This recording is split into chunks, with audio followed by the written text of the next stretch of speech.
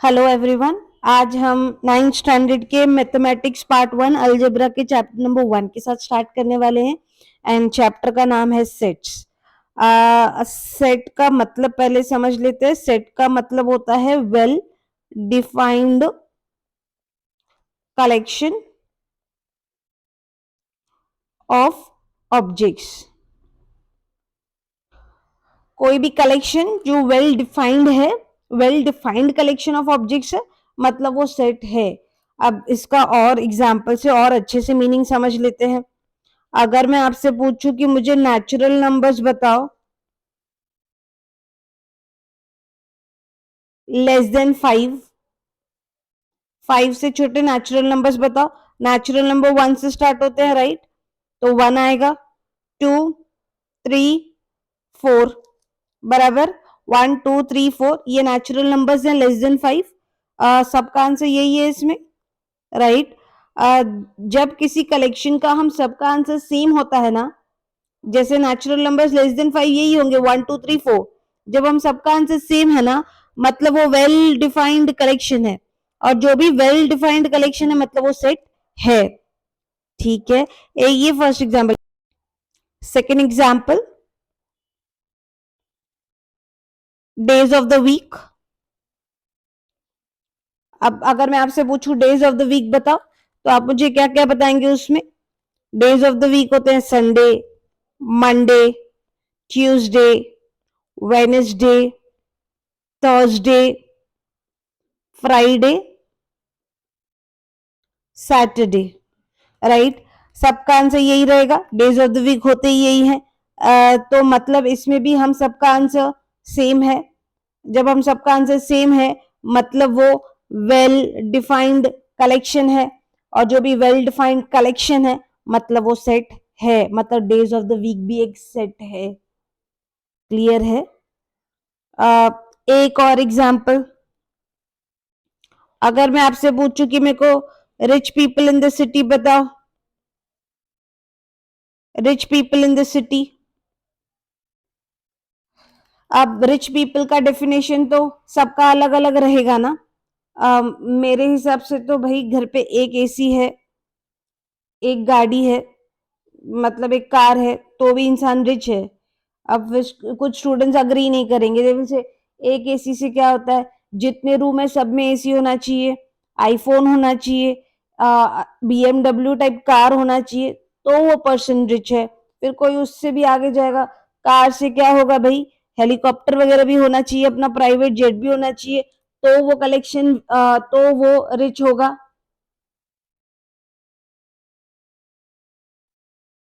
इसका मतलब rich people का डेफिनेशन सबका अपना अपना होगा, राइट? मतलब ये वेल डिफाइंड कलेक्शन नहीं है, मतलब ये सेट भी नहीं है, it is not a set. ठीक है, एक और एग्जांपल चेक कर लेते हैं। Good marks, collection of good marks, good marks in first unit test. अब आपका फर्स्ट यूनिट टेस्ट होगा, राइट? और first unit test suppose 20 marks का होता है। जनरली मैथ्स 1 का first unit test is of 20 marks.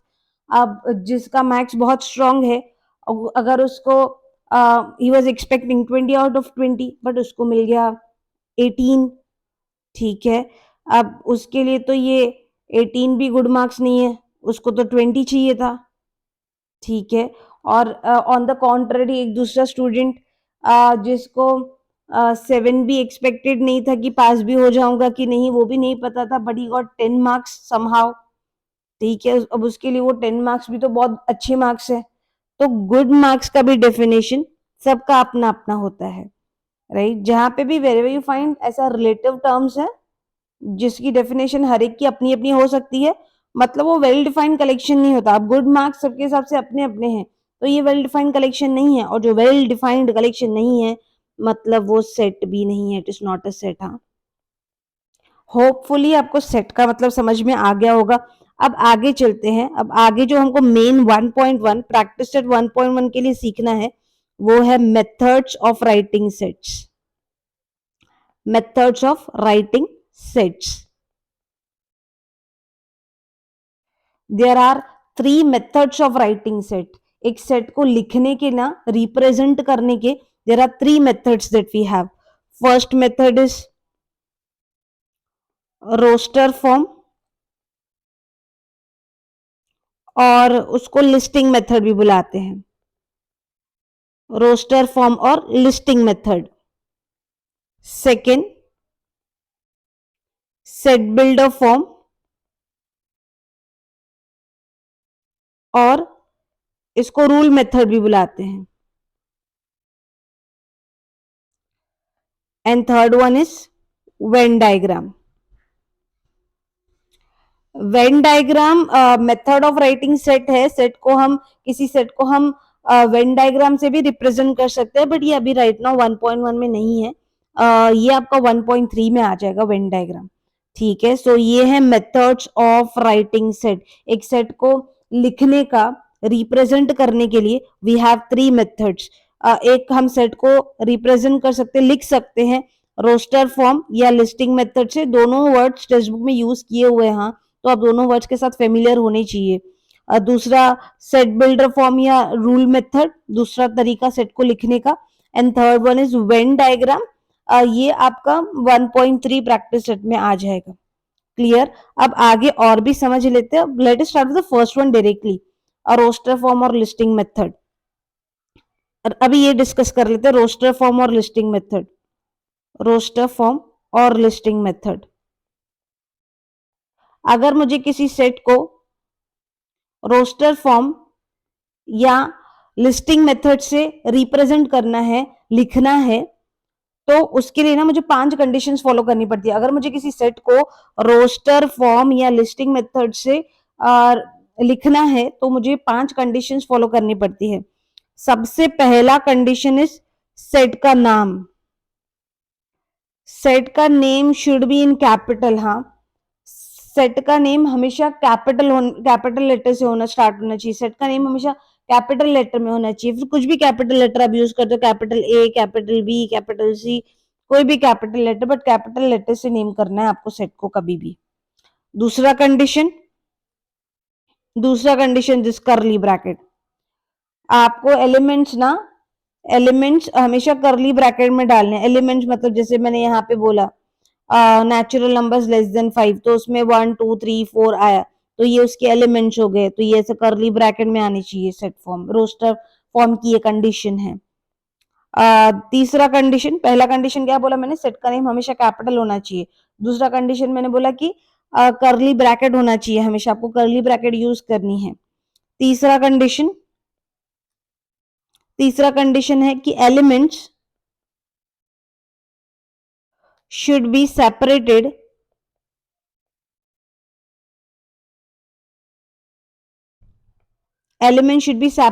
by commas. Elements को ना कॉमा कॉमा से हमेशा सेपरेट करना है. जैसे मैंने ऊपर नेचुरल नंबर्स लेस देन 5 लिखे तो 1, फिर कॉमा देके 2, फिर कॉमा देके 3, फिर कॉमा देके 4, तो element should be separated by commas. Fourth condition, no repetition. आपको कभी भी कोई एलिमेंट वहां पे रिपीट नहीं करना है, एक एलिमेंट एक ही बार आएगा. And fifth condition is order does not matter. Order matter नहीं करता, ऑर्डर आगे पीछे चल जाता है. सपोज अगर मैं नेचुरल नंबर्स लेस देन 5 बता रही हूँ, तो मैंने 1 लिखा, फिर मैं 2 लिखना ही भूल गई, 3 लिख दिया, 4 लिख दिया, तो उसके बाद 2 लिख सकते हैं. ऑर्डर कोई मैटर नहीं करता यहाँ पे, राइट. एक बार एक एग्जाम्पल से ये सारी कंडीशंस फॉलो करके देखते हैं. सपोज मैं अगर आपको बोलती हूँ कि ये मैंने वर्ड लिखा इंडिया. अब मैं अगर आपको बोलती हूँ कि मेरे को इंडिया को ना रोस्टर फॉर्म से रिप्रेजेंट करके दिखाओ, तो सबसे पहले आप क्या करेंगे, इंडिया को रोस्टर फॉर्म से रिप्रेजेंट करके दिखाओ, मतलब इस वर्ड इंडिया में जो लेटर्स है ना, उसको रोस्टर फॉर्म से रिप्रेजेंट करके दिखाओ, राइट. इसमें जो अल्फाबेट्स हैं उसको रोस्टर फॉर्म से रिप्रेजेंट करके दिखाओ. सपोज इसको नेम कर देते हैं. अभी सबसे पहले अगर मुझे रोस्टर फॉर्म से रिप्रेजेंट करना है, तो सेट का नेम देना पड़ेगा इन कैपिटल, कोई भी कैपिटल लेटर यूज कर सकते हो. फिर equals to curly bracket. Curly bracket important है. उसके बाद हर एक एलिमेंट को कॉमा कॉमा से सेपरेट करना है. हर एक एलिमेंट यहाँ पे क्या होगा, मेरा हर एक अल्फाबेट होगा. हर एक अल्फाबेट को कॉमा कॉमा से सेपरेट करना है.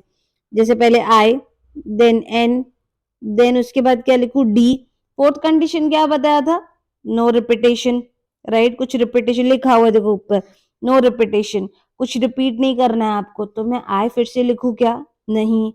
आई लिखा, फिर एन लिखा, फिर डी लिखा, फिर से आई लिखेंगे क्या? नहीं लिखेंगे, क्योंकि रिपीटेशन अलाउड नहीं है। उसके बाद फिर क्या है? ए, तो वो ए लिखेंगे हम, and this curly bracket close.